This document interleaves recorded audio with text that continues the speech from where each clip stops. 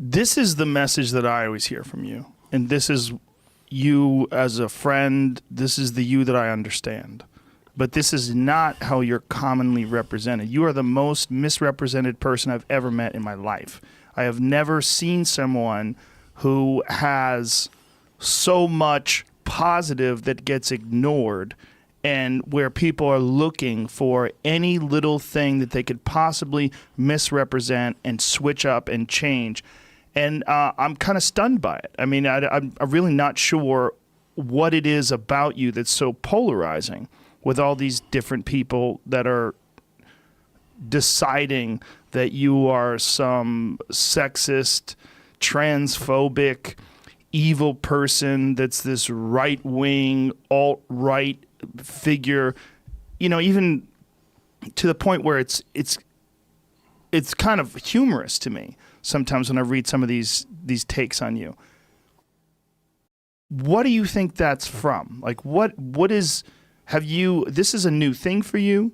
I mean, it's only been the last few years that you've gone from this relatively unknown professor in a university in Toronto to being this worldwide figure where people, obviously your message is resonating with people in a very huge way. But the people that are opposing you, they're vehemently opposed. What do you think that is? Collectivists don't like me. Collectivists. What do you mean by that? People who think the proper unit of analysis in the world is A, political, and B, group-oriented. The identity politics types don't like me at all, and they have every reason not to. Because I'm not a fan of identity politics.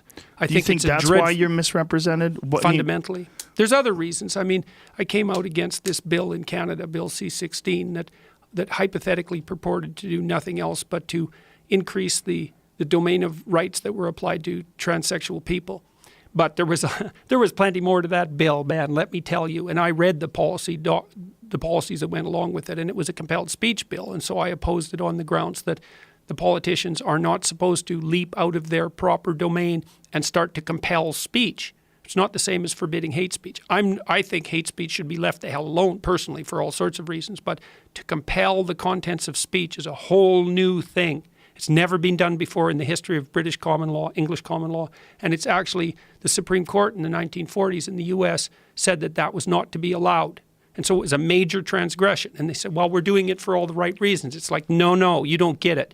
You don't get to compel speech. I don't care what your reasons are. And why should I trust your damn reasons anyways? What makes you so saint-like so that you can violate this fundamental principle? And I should assume that you're doing it for nothing but compassion and that you're wise enough to manage that properly. It's like, sorry, no, I read your policies. I see what you're up to. I don't like the collectivists. I think they're unbelievably dangerous. And I have reason to believe that.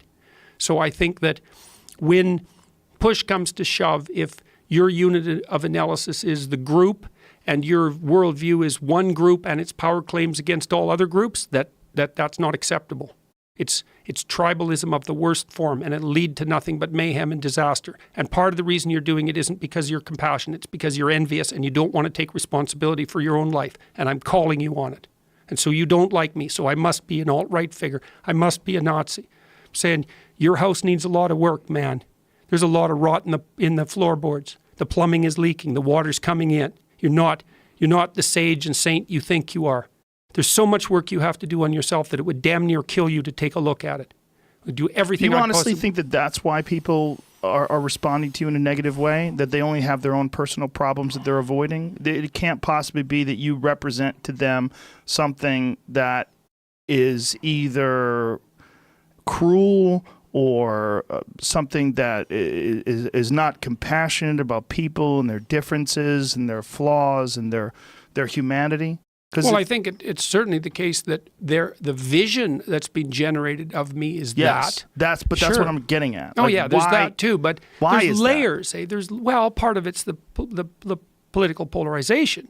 You know, at the moment, we're viewing almost everything that happens in the world through a political lens. At least the journalists. At least, first of all, I gotta make this clear.